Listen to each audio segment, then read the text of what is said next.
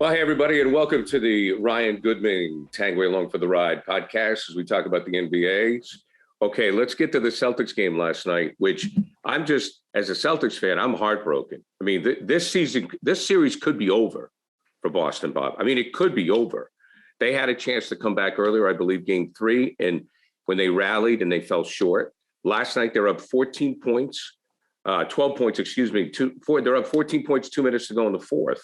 And they blew the game. I mean, they just blew the game. Did they blow the series? Well, we don't know about that, whether they blew the series. The odds are that they did. They're down 3-2. They're going back to the other guy's gym. Okay, we know that. And history doesn't favor them. Although, and let me just cite, in '88, they lost game 5 at home to Atlanta. Went down to Atlanta. DJ had a monster game. They won game 6, and game 7 was the famous Larry Dominique shootout. No, I'm just saying. There's history. However, that was a better. Hey, they had Larry Bird. They had Larry Bird, and that was a better. And that was a very good Hawks team. But anyway, here's what bothers me. 4 plays. 2 unforgivable, sloppy, no mindless turnover passes that led to baskets. That led to points during the course of the comeback. And B, the 2 putbacks. The one Giannis got with 4 Celtics around him. All right, that's Giannis. But there were 4 guys around him. And then, of course, the egregious putback of allowing a rebound of a missed free throw by Bobby Portis. Maybe any one of those, you subtract baskets and they win the game. They find a way to win the game. And now, you knew that sooner or later, you didn't know. You felt, and common sense told you that sooner or later that Milwaukee might hit a few threes. They're better than they had been showing. So that doesn't bother me that they hit those threes. But those were self-inflicted wounds. This was a giveaway. Now, I'll shut up in a second. This is why being a sports fan is unlike being an art fan or a literary fan or any other kid. There's nothing like it, okay? We are 1 game removed from a victory, a triumph on the road that we were proclaiming that if and when they were to win the championship this year, that's the game we'd look back on to tell what they were all about, right? 2 days later, we are now discussing the morning after, Marie McGovern the morning after. It's got to be a morning after.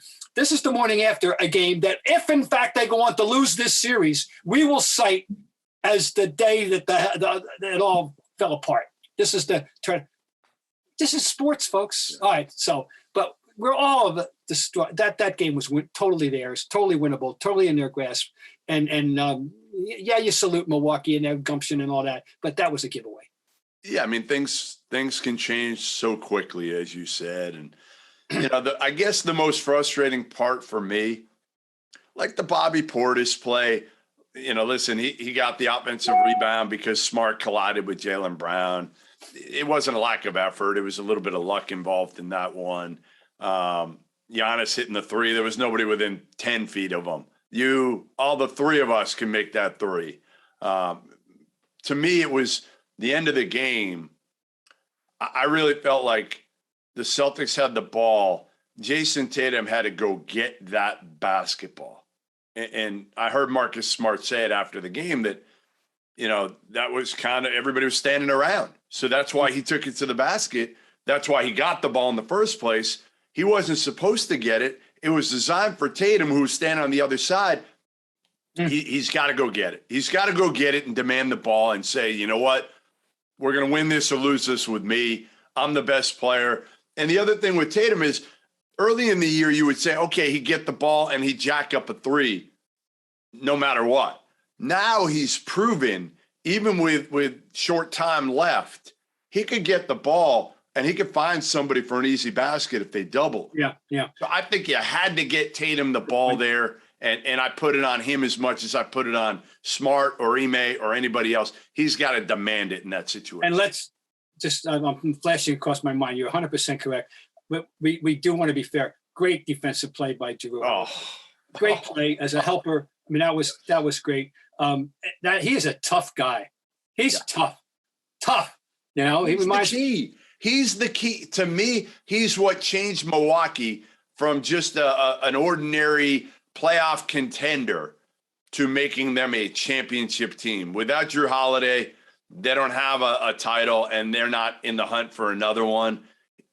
again, I know everybody said, I tweeted it last night. I said that's the biggest difference in this team. Eric Bledsoe to Drew Holiday, and everybody's like, duh, of course. Yeah, but I don't think enough people understand the difference between Bledsoe and Holiday. Holiday brings every intangible, the highest of high IQ, great defender, high care, like all of it. Like Drew Holiday just fits what John Horst was trying to do with the Milwaukee Bucks, and so does Pat Connaughton, and so do some of the other ancillary parts that they brought on to that locker room to kind of support Giannis. Middleton's like that. I mean, I know he's not playing, but he's like that. Let's give Mike Budenholzer some credit too for making a decision and the previous game. Portis watched the fourth quarter, and this game he's playing in the fourth quarter. He made his adjustment, quote unquote, and it worked out to his benefit. So I'll give him credit there. But this is part of the playoffs. It's a series. Things happen. But the agony and the ecstasy that each side has shared. One game the Celtics are the ecstasy and Milwaukee's the agony, and last night it was reversed. And who knows what's in store for us in Game 6? But it stings right now. That definitely stings. This was it just feels like last night was the opportunity to step on the throat.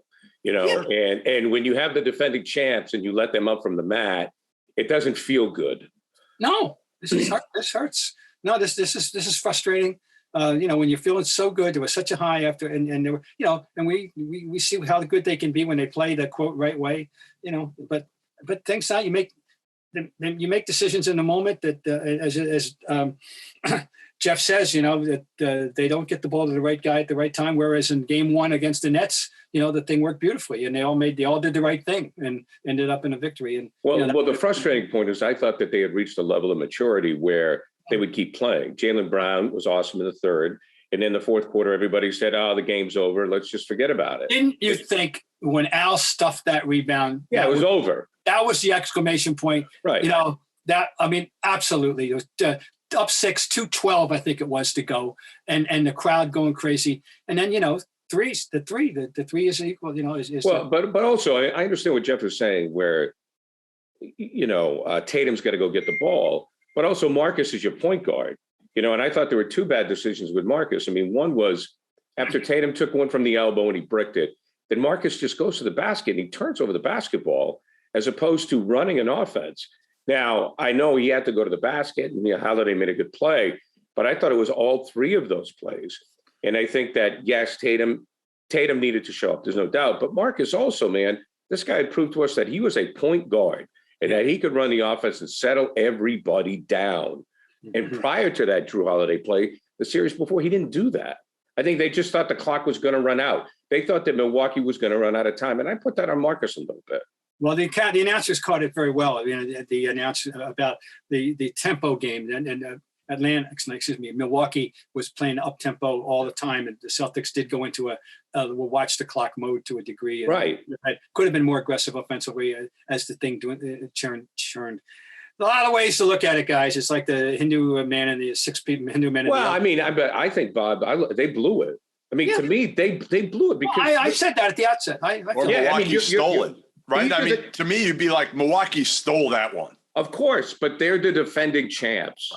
Right? If you let the champ up off the mat, you're in trouble. Now they're going home. Yeah.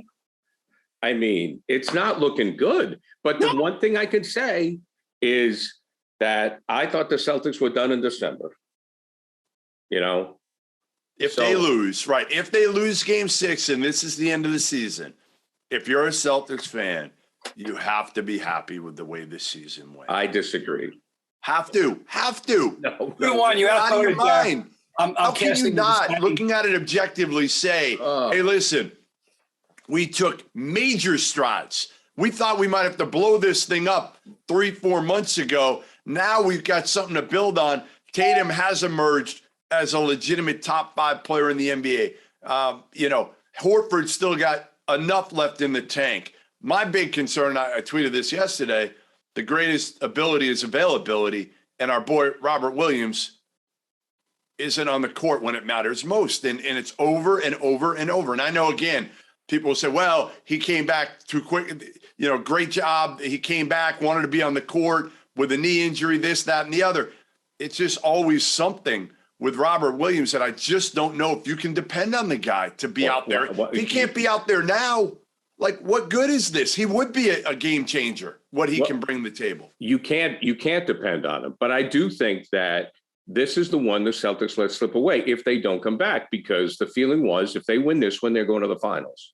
But how is this not? How do you not look at it positively? Like, if you're a Celtics fan, I can't understand how you could be like pissed. I understand you could be upset because you had this series, but looking at it objectively in its totality this year, how can you not be excited about, hey, we're in it now. We didn't know if we'd be in it. We got a chance now looking forward. We add another piece, and maybe we are a championship contender because the league has changed too. Let's face it, there's no dominant team anymore. If you've got good chemistry, you stay healthy, and you add another piece, the Celtics can be right there again. Better. Bob had a 20-second timeout. Yeah, I got that. Would not have made the automatic assumption, Gary, that if they won this series, that they were going to the finals, because I assume it's going to be Miami, the next step up. And I have thorough respect for Miami, and I would not even have picked them to beat Miami. I would have considered it to be an upset. So that's why I'm not. I agree with Jeff that I don't expect a majority of Celtic fans to be happy about or be pleased with the season to win, because people, but I am. And I look at it this way too: who you lose to. There's no shame in losing to the Bucks. There's no shame in losing to Giannis Antetokounmpo, who had a routine 40. That's how good he is. Well, I mean, you guys, listen, I'm sorry. There's no shame. Come on. And there would have been any shame in losing to Miami. I would have been upset losing to Philly, but if that would have happened, that's the way I look at it. Well, this is the way. Okay, that's fine. And I'm sitting here and I'm saying, okay, they underachieved at the beginning of they underachieved last year. They got through the Kyrie mess. They underachieved this year. We were talking about firing the coach in December. They finally started to do their job and earn their paychecks, okay? And all they have to do is play hard for another quarter. That's all they had to do was play hard for another quarter. I mean, I'm sorry, maybe I'm just being a little too impatient, but it drives me crazy. I thought that they had matured to the point where they knew what they had to do. And obviously they haven't. That's what gets me. They're not robots. We're going to talk about the other game that played last night as an example of whoa. I mean, this is sports. I'm sorry, it's not that simple. They're human beings. They have to. They're flawed. They're not perfect. Nobody. I mean, that's all. You can't look at it that way and make it and say that's the way it. It's got to be the total thing. And once again, I'm going to restate. There's no shame in losing to the Milwaukee Bucks. No, I mean they've got that championship DNA. Again, that's the one thing you still worry about with the Celtics team at the end of the game, right? Like you can do it. In the regular season over and over and over. You could do it against a Nets team that did have KD and Kyrie, but they were so flawed, especially in the defensive end. It was so easy to get points. But now when Milwaukee locks down, and I thought taking Grayson Allen off the court was huge because the Celtics were going at him at every turn. They had to get him off the court, putting either Portis or Connaughton, and I thought Pat played great last night. They've been there. They've done it. There's something to be said about that. In a very, very important game, really a series-defining, maybe championship-defining game last night. That again, I don't want to say the Celtics got tight, but there were some plays there where certainly they didn't make the right decisions. Right, Jaylen Brown threw the ball away. Right on that one play. As good as he was in the third quarter, and he is. That can be and not only was Jaylen Brown good for 3 quarters shooting the ball, especially in the third quarter, he was really good with his decision-making and his passing ability. Really, really, really good. And he's come so far in that regard, but then he makes that poor decision. And that to me is Jaylen Brown kind of in a nutshell a little bit. Like he can be great at times and then you can just look at him and be like, what are you thinking? But those are the plays Milwaukee didn't really make down the stretch. They made the right decisions. Yeah. All right, let's move on to you wanted to talk about Golden State, Bob? Well, I mean, I've watched a lot of NBA basketball in the last. Yes, you have. So they're up 3-2 right now. I know I have never been in a gymnasium or in front of a television set where a team was down 55, particularly a team as worthy as the Golden State Warriors.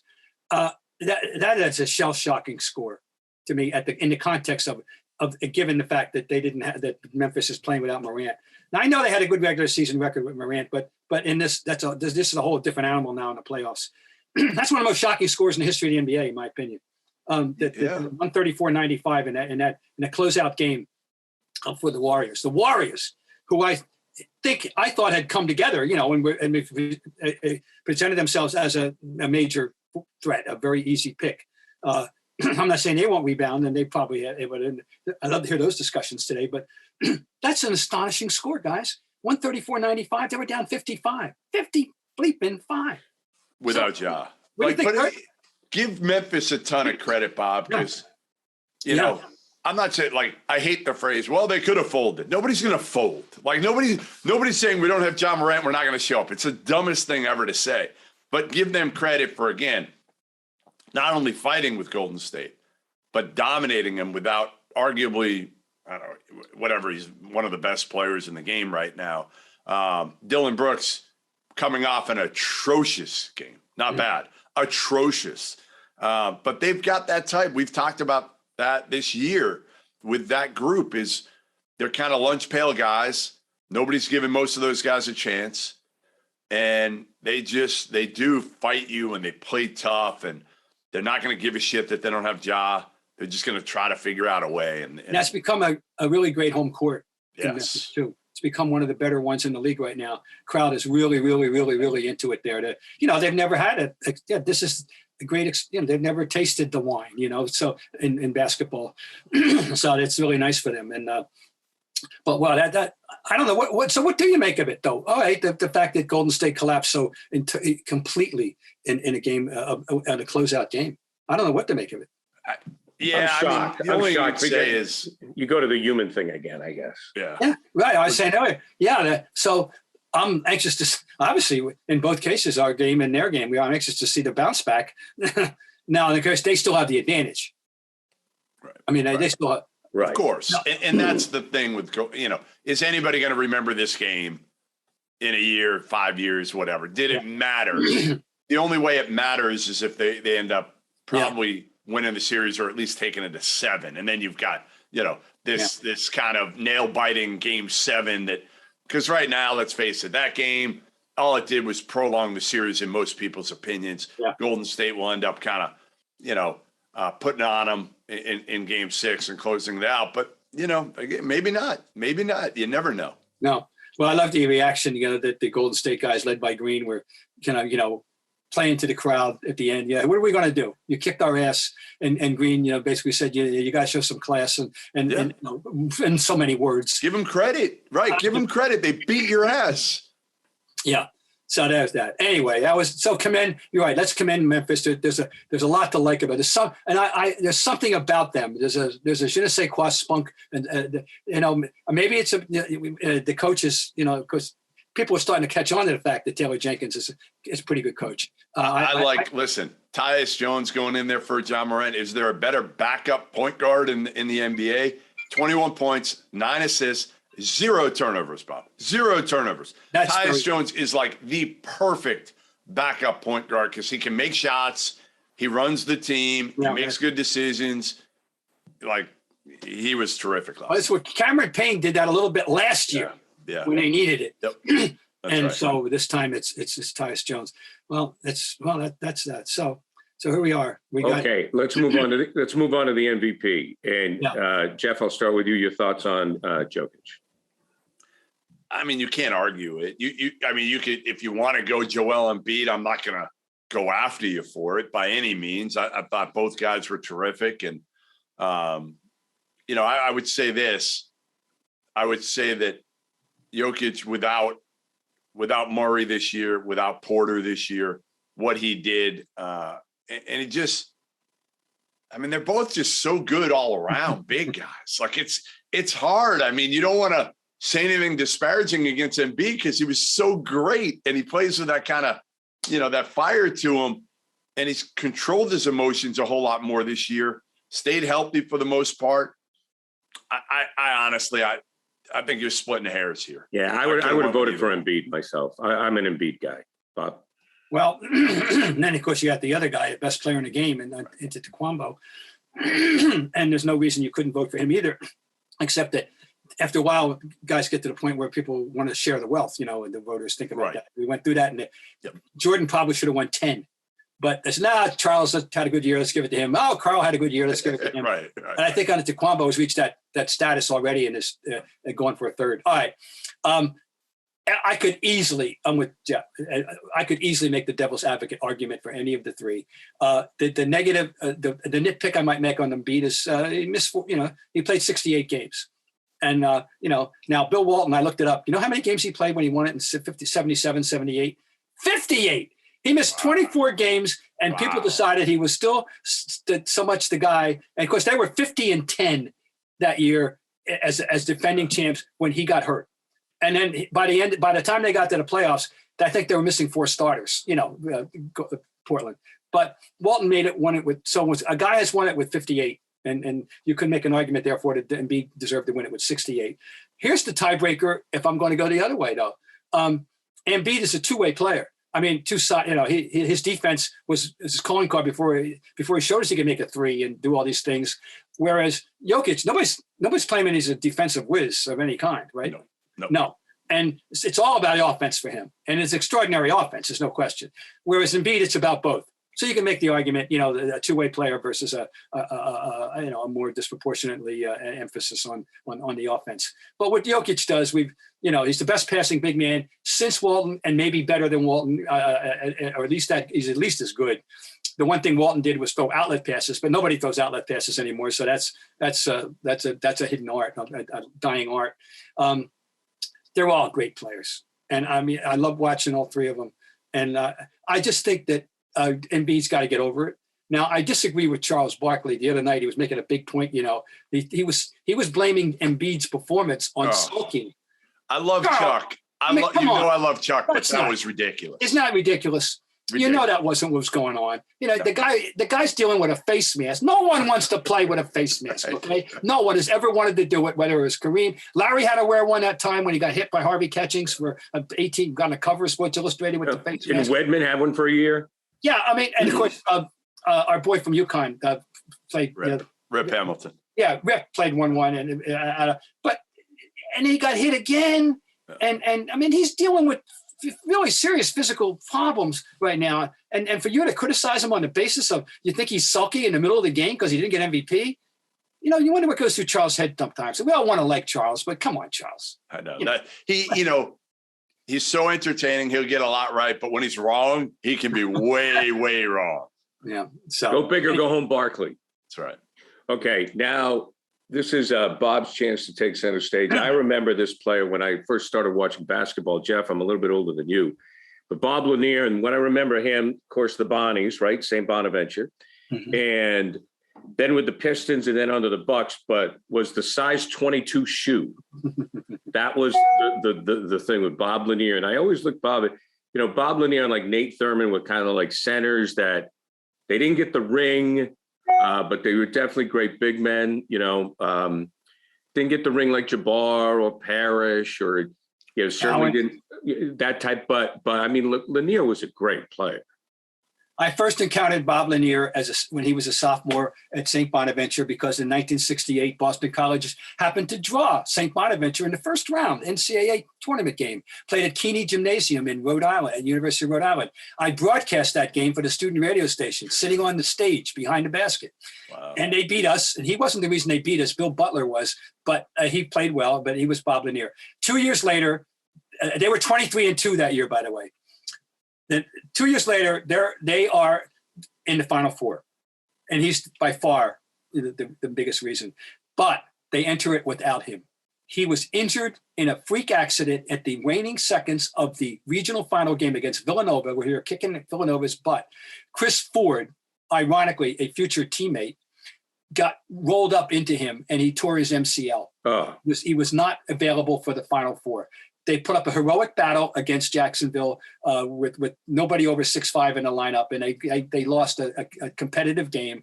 But obviously, they had no chance.